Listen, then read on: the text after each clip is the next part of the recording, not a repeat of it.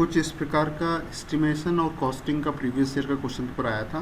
Story building, double storey building, right the classification of sub station on the basis of construction, ये पढ़ने वाले हैं हम detail में।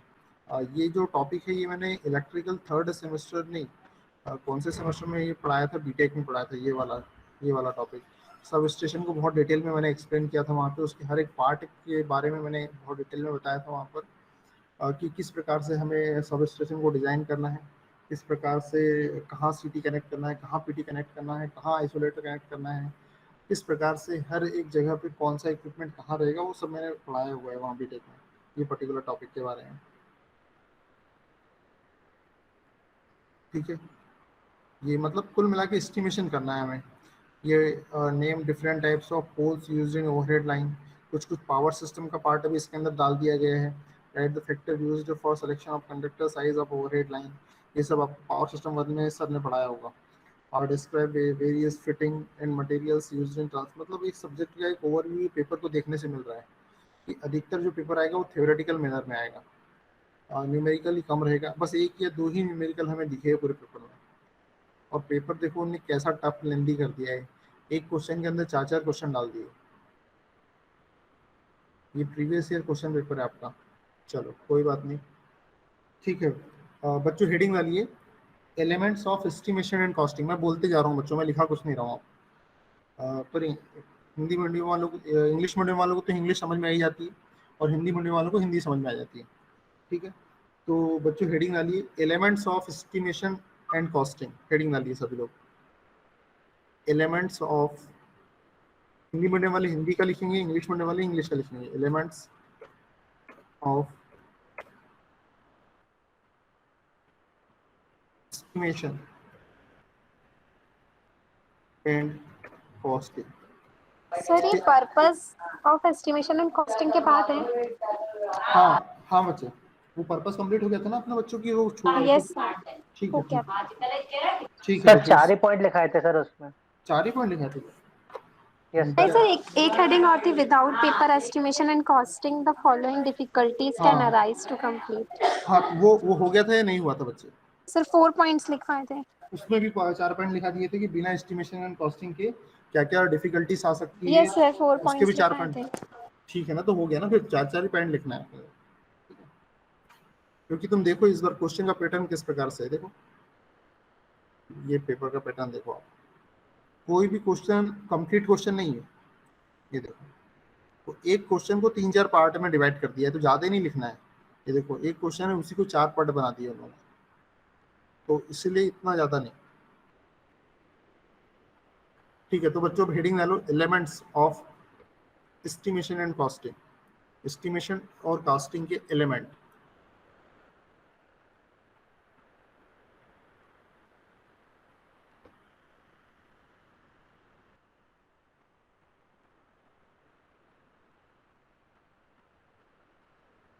हाँ अब लिखो बच्चों, इंग्लिश मीडियम वाले लिखो,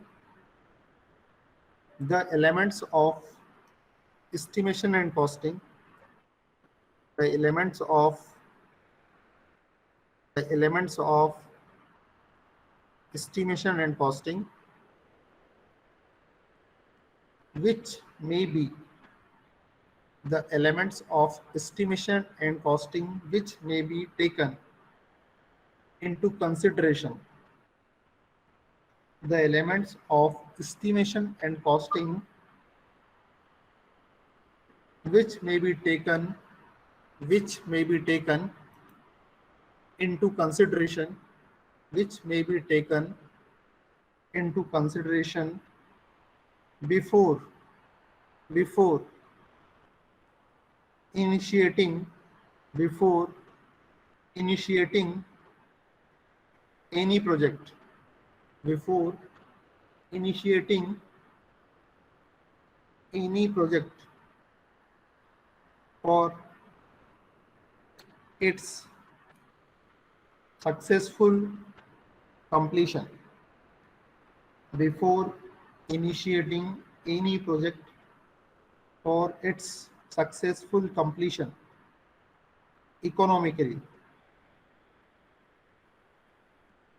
project for its successful completion economically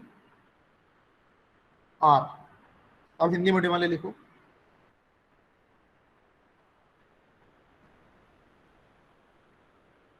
estimation और कॉस्टिंग के हिंदी मीडियम वाले लिखो। एस्टिमेशन और कॉस्टिंग के एलिमेंट्स को एस्टिमेशन और कॉस्टिंग के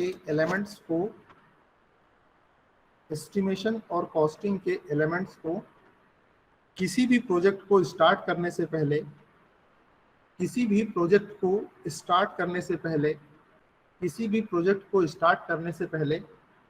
एस्टिमेशन और कॉस्टिंग के एलिमेंट्स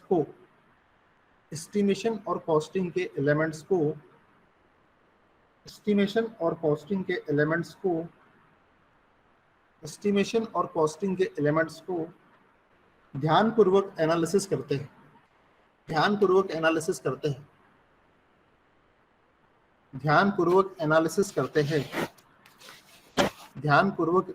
करते हैं जिससे कि प्रोजेक्ट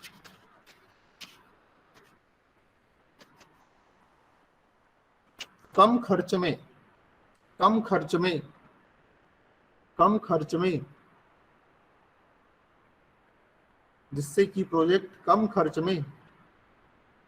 सफलतापूर्वक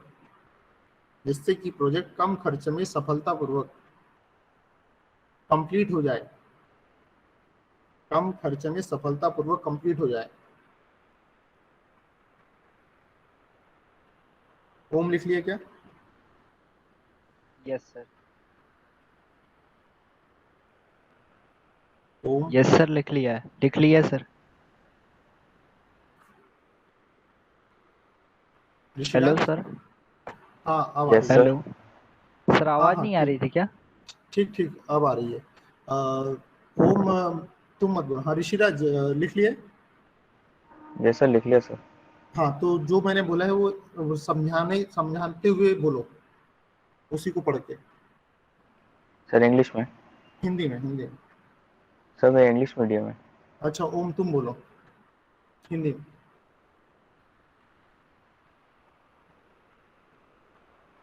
सर, एस्टिमेशन और कॉस्टिंग के एलिमेंट्स को किसी प्रोजेक्ट को स्टार्ट करने से पहले एस्टिमेशन और कॉस्टिंग के एलिमेंट्स को ध्यानपूर्वक एनालिसिस करते हैं, मतलब उनको सर समझते हैं, जिससे कि सर हम कोई प्रोजेक्ट बना रहे हैं वह सफलतापूर्वक सर कंप्लीट हो पाए।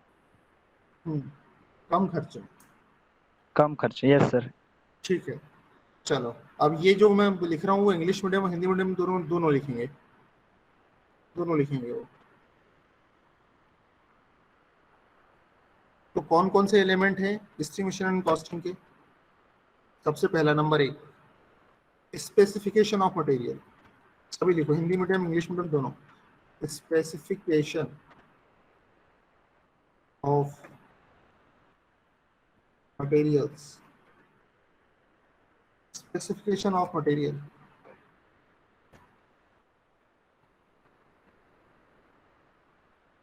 दूसरा लिखो डिजाइन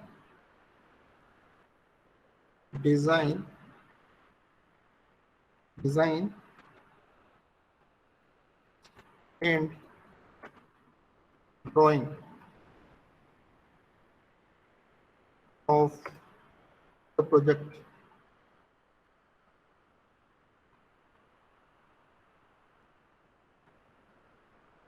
एक लाइन छोड़ के लिखना बच्चों, है ना? जैसे मैंने लाइन छोड़ी वैसे आपको भी एक लाइन छोड़ देना। तीसरा latest market cost of material.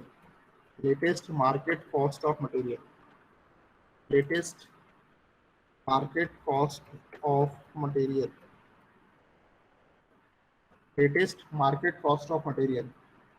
Fourth one, तो नोट्स अच्छे से बनाना और आपको लगे कि ये पॉइंट इंपॉर्टेंट है एग्जाम पॉइंट ऑफ व्यू से, तो उसको इस अपनी शॉर्ट नोट्स वाली कॉपी में लिख भी लेना। अब तो आपकी ऑफलाइन क्लास लगने वाली है, जहाँ तक 2 दिन बाद चालू ही हो जाए, ऑफलाइन आना ही पड़े आपको। तो फिर तो आपकी कॉपी खुद ही लाइव चेक होगी और आपको भी लाइव मुझे देखने को मिलेगा और मुझे आपको देखने को मिलेगा। Preparation of price list.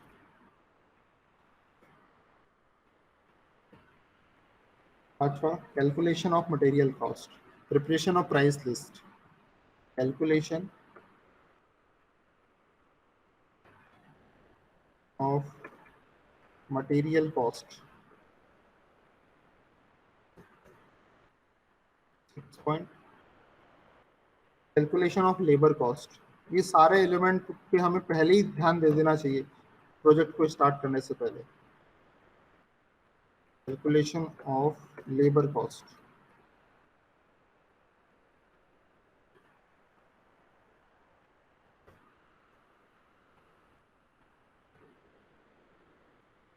Knowledge of purchase system, knowledge of purchase. इतनी इंग्लिश तो सभी को आती है। ऑफ परचेस सिस्टम,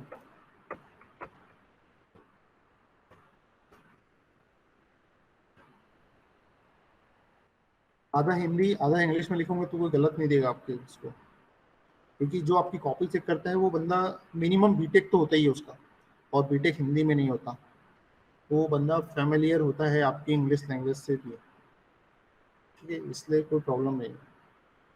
अगर आप इंग्लिश में लिखते हो तो कोई इशू नहीं है, क्योंकि जो मिनिमम क्वालिफिकेशन आपकी कॉपी चेक करने के लिए बीटेक चाहिए, और वो बंदा ऑलरेडी बीटेक कर चुका होता है इंग्लिश में। वैसे तो जनरली एमटेक वाले ही करते हैं। मेरा भी एमटेक कंप्लीट है, पावर सिस्टम से एमटेक किया है मैंने। कंटिंजेंसी, देखो बच्चों। सर एक क्वेश्चन। हाँ, मुझसे बोलो। सर जैसे डबल ए में डबल एलएलबी होता है, वैसे डबल एम टेक भी होता है क्या? कर सकते हैं। कर सकते हैं। हाँ बिल्कुल, एक एमटेक पावर सिस्टम से कर लो, दूसरा एमटेक पावर इलेक्ट्रॉनिक्स से कर लो। अभी आप पावर इलेक्ट्रॉनिक्स पढ़ रहे हो ना अभी फिलहाल? Yes sir. है ना, कोरी सर पढ़ा रहे हैं आपको, तो उससे कर लो। एक पावर सिस्टम से कर लो जो आपको नीतीश सर पढ़ा रहे हैं, है ना, कर सकते हो, बिल्कुल कर सकते हो। ठीक, कंटिजेंसीज हो गए 9। अब दूसरी ब्रांच से डबल से एमटेक कर सकते हो अगर करना चाहो तो। जब मैंने फर्स्ट टाइम एमटेक किया था तो उस समय मेरे पास गेट का स्कोर कार्ड नहीं था, तो एक ही बार आपको एआईसीटी वो स्कॉलरशिप देती है, और पीएचडी में करना चाहता नहीं हूँ, क्योंकि पीएचडी अगर करना है तो वहाँ मुझे 31,500 की स्टाइपेंड मिलेगी हर महीने 4 साल तक, लेकिन मैं वो करना नहीं चाहता हूँ क्योंकि मुझे ये जॉब छोड़ना नहीं है। सर आप इतनी सारी चीजों को अपने माइंड में कैसे याद रखते हैं? याद हो जाता है बच्चे मेहनत से, तो कोई बात नहीं, तुम्हारा भी अब धीरे धीरे दिमाग बढ़ेगा, तुम भी रख पाओगी। दिमाग एक स्टार्टिंग से थोड़ी बढ़ता है, धीरे धीरे बढ़ता है। स्टार्टिंग से किसी के पास कोई बहुत ज़्यादा दिमाग नहीं रहता है। यार अपन ने जो बात की स्टाइपेंड वाली वो गलत कर दी, क्योंकि रिकॉर्डिंग वीडियो चल रहा है, उसको हटाना पड़ेगा मुझे। सर कट कर दीजिएगा। हाँ, वो कट करना पड़ेगा यार, क्योंकि वो बात सबको बताने की नहीं है। वो तो बच्चे बच्चे है यार, वो पूछ लिया सृष्टि ने इसलिए बता दिया। Sorry sir. नहीं नहीं बच्चे, कोई बात नहीं। तुम्हारा डाउट था, तुमने सर पूछ वो लिया। आपने एमटेक की बात की थी इसलिए मुझे एकदम से याद आया, ठीक है बच्चे, इसलिए मैंने पूछ लिया। ठीक है।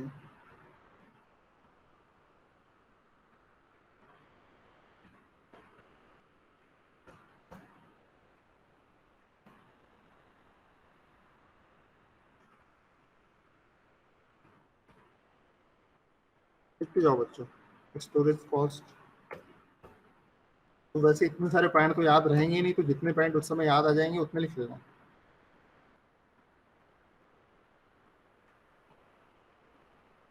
सर अभी ऑफिशियल कोई लेटर तो आया नहीं सर 50% वाला।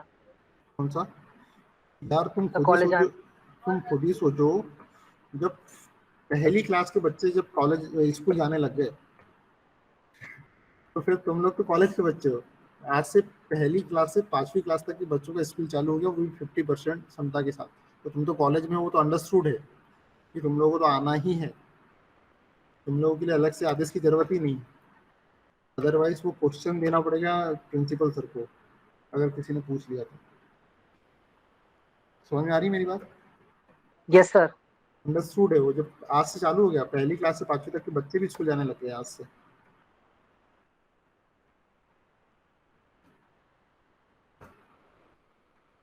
सर उनकी लेकिन टाइमिंग बहुत कम कर दी स्कूल की। कितने कर दिए? 3 आवर ओनली। गवर्नमेंट वाला? नहीं, प्राइवेट कोई सा भी हो। हाँ नहीं यार, गवर्नमेंट का टाइम तो वही है। सर गवर्नमेंट का नहीं पता मुझे, प्राइवेट का पता है। टाइमिंग कम कर दी छोटे बच्चों की। तो ये पॉइंट लिख लिए क्या सब?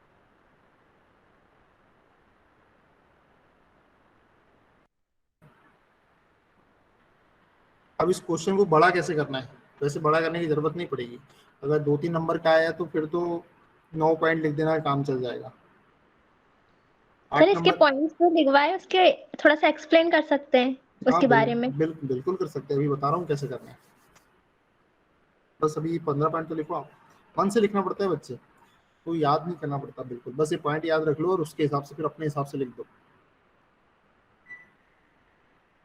सर जो सबसे पहले जो भी अपने पास आपने जो पहला पॉइंट लिखा उसमें कोई भी जो अपने पास चीज है उसकी जो क्वालिटी है उसके बारे में एक्सप्लेन कर सकते हैं। हाँ बिल्कुल, वो वही चीज बताना है कि एस्टिमेशन एंड कॉस्टिंग फिर उसमें जो डिजाइन करना है, जो डायग्राम बनेंगे उसके बारे में एक्सप्लेन कर सकते हैं कुछ भी।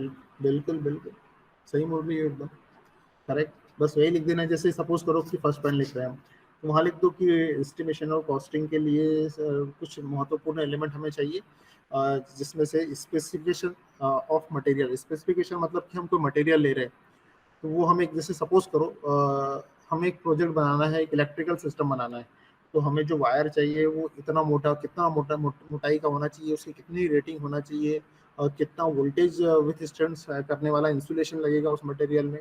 ये सब स्पेसिफिकेशन पहले से सोच लो कि यार हमें ये प्लांट बनाना है और इसमें इस प्रकार का वायर लगाना है, इस इतना वोल्टेज रहेगा, तो उसके हिसाब से मटेरियल परचेस करेंगे हम।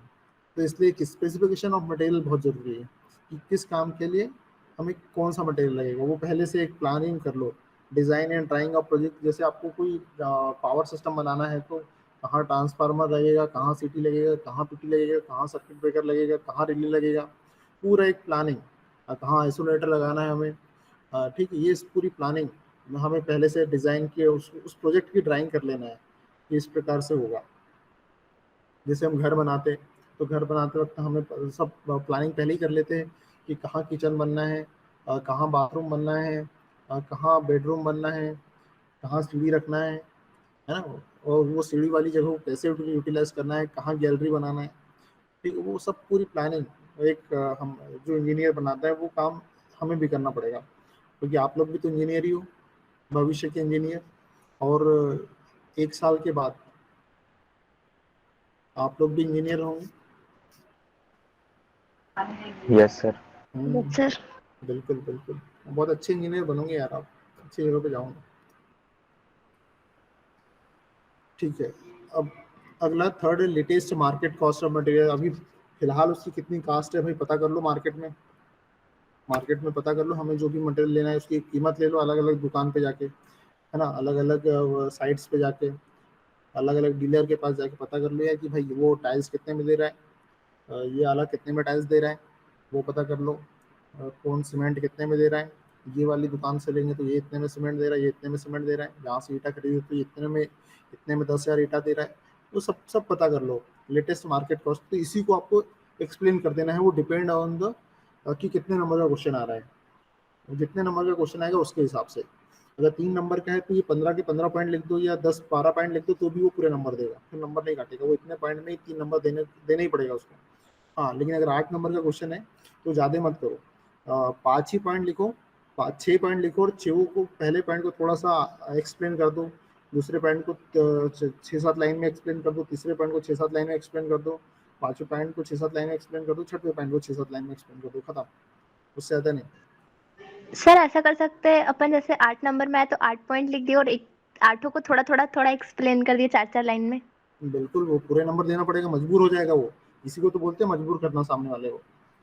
इसी को तो बोलते हैं मजबूर कर दो सामने वाले को, तुम्हारा नंबर काट ही नहीं पाए। तुमने 8 पॉइंट लिख दिए और आठों को थोड़ा थोड़ा एक्सप्लेन कर दिया, तो वो एक नंबर तो 1 पॉइंट पे दे गई, तुम्हारे नंबर कटने वाले ही नहीं किसी भी कंडीशन में, काट ही नहीं सकता वो। तुमने मजबूर कर दिया सामने वाले को कि सर नंबर तो देना पड़ेगा आपको, ऐसा है ना। ऐसा ऐसे ऐसे ही तो रहते हैं जो बच्चे अच्छे अच्छे नंबर लेके आते हैं, वो कैसे लाते हैं, वैसे ही नंबर लाते हैं। एक ये लिखने की टेक्निक होती है, मजबूर कर दो सामने वाले को कि सर नंबर तो देना पड़ेगा आपको, काट नहीं सकते आपने नंबर। गलत चीज को भी ऐसे लिखो कि यार सर ये सही है, करेक्ट है। सामने वाला जब इम्प्रेस हो जाता है आपसे, तो वो गलत चीज को भी सही दे देता है।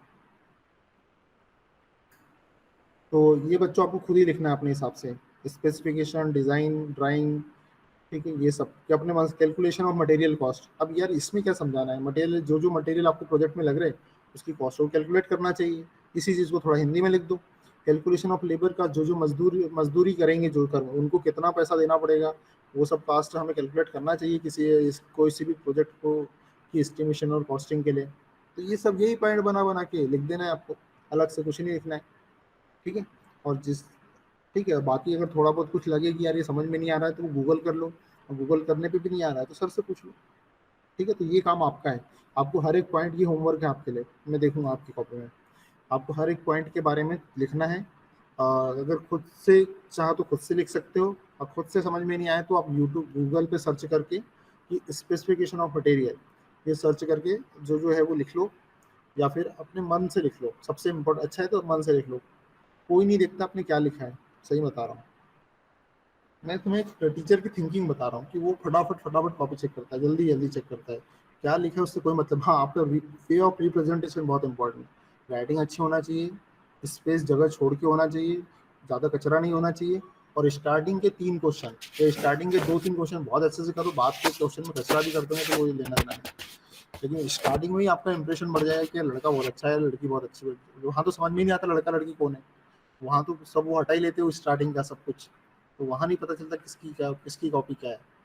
तो बंदा या बंदी जो भी है वो बहुत बढ़िया है, वो 2-3 क्वेश्चन में समझ जाते हैं टीचर कि यार वाह बहुत अच्छी कॉपी है, बहुत अच्छा लिखा है, फिर वो वैसे उस हिसाब से नंबर देते हैं। और टीचर का मूड कॉपी चेक करते वक्त क्या है वो बहुत इंपॉर्टेंट है वहाँ पे, वो चेक करते वक्त उसका मूड कैसा है, उसका मूड बेकार है तो फिर तो वो काम लगा देगा आपका पर ज़्यादा काम नहीं लगाएगा, यस सर। पर थोड़ा बहुत तो कर ही देगा वो मूड के ऊपर रहता है बहुत ज़्यादा। जैसे हमारा मूड रहता है जब हम आपके नंबर देते हैं प्रैक्टिकल के, तो उस वक्त हमारा मूड कैसा है वो भी बहुत इंपॉर्टेंट है। जब जब आपके प्रैक्टिकल और सेशनल के मार्क जाते हैं तो उस समय। लेकिन जैसे कुछ बच्चे हैं, जैसे ऋषि राज हो गया, ओम हो गया, निकिता हो गया, इनसे मैं बात करते रहता हूँ, ये क्लास में एक्टिव रहते हैं, तो जो बच्चे क्लास में एक्टिव रहते हैं उनके नंबर मैं अच्छे देता हूँ, क्योंकि इनका नाम मुझे याद है और ये हमेशा एक्टिव रहते हैं क्लास में, हमेशा आगे बढ़ के परफॉर्मेंस देते हैं या कुछ एक्सप्लेन करने की कोशिश करते हैं, तो उसके टीचर के दिमाग में ये बच्चे आ जाते हैं कि यार हाँ यार ठीक है। जैसे है ना, जैसे आज की क्लास में दीक्षा ने बहुत अच्छा समझाया, तो वो भी दिमाग में आ गई कि यार वाह कि इतना अच्छा समझाया उसने। तो ऐसे करके थोड़ा सा पार्टिसिपेट करना पड़ता है। 30 नंबर तो हम देते हैं आपको खुद से, हमारी मर्जी से। तो वेटेज आपका जो रिजल्ट बनता है वो टीचर के उसके कारण ही बनता है, क्योंकि 70 नंबर का पेपर, उसमें आप कितने नंबर लाओगे, 40, 50, 55, 60, क्योंकि पूरे नंबर कोई टीचर कॉपी चेक करते तो कभी नहीं मिलते हैं। तो आपका जो रिजल्ट बनता है, जो बहुत अच्छा रिजल्ट जो बच्चों का बन रहा है, उसमें आपके टीचर का बहुत बड़ा इंपॉर्टेंस रोल है। वो देखते हैं यार कि जैसे ऋषिराज हो गया, ओम हो गया, ये एक्टिव बंदे, ये मेरी क्लास में नहीं, सभी टीचर की क्लास में एक्टिव रहते होंगे, तो इनका परफॉर्मेंस अच्छा है तो ऐसे नंबर अच्छे मिलते हैं, इसलिए टॉपर बनते हैं हर बार। ये बात है, इसलिए आपको अधिक से अधिक एक्टिव रहना है क्लास में और कोशिश करना है पार्टिसिपेट करने की। चलो अटेंडेंस ले लिया जाए, आज बातें ज़्यादा हो गई और कुछ कुछ राज भी ओपन कर दिए मैंने, उसको रिकॉर्डिंग से हटाना पड़ेगा मुझे। Yes sir. हाँ यार, वो इतनी इतनी बातें थोड़ी बोलना पड़ता है, वो तो आप लोगों को बोल दिया मैंने। बट सर थोड़ा नॉलेज हो जाता है। अरे नॉलेज तो सही बात है भाई, किसी ने ऑब्जेक्शन ले लिया तो। हाँ यस सर सर, अपनी रिकॉर्डिंग में कट कर दीजिएगा सर। हाँ बिल्कुल बिल्कुल कट कर देंगे। ठीक सर है ये आज तो। अमूल्य ज्ञान है सर। हाँ यार, मुझे जो लगता है मैं दे देता हूँ। सर ये बहुत काम आएगा हमारे। हाँ बिल्कुल।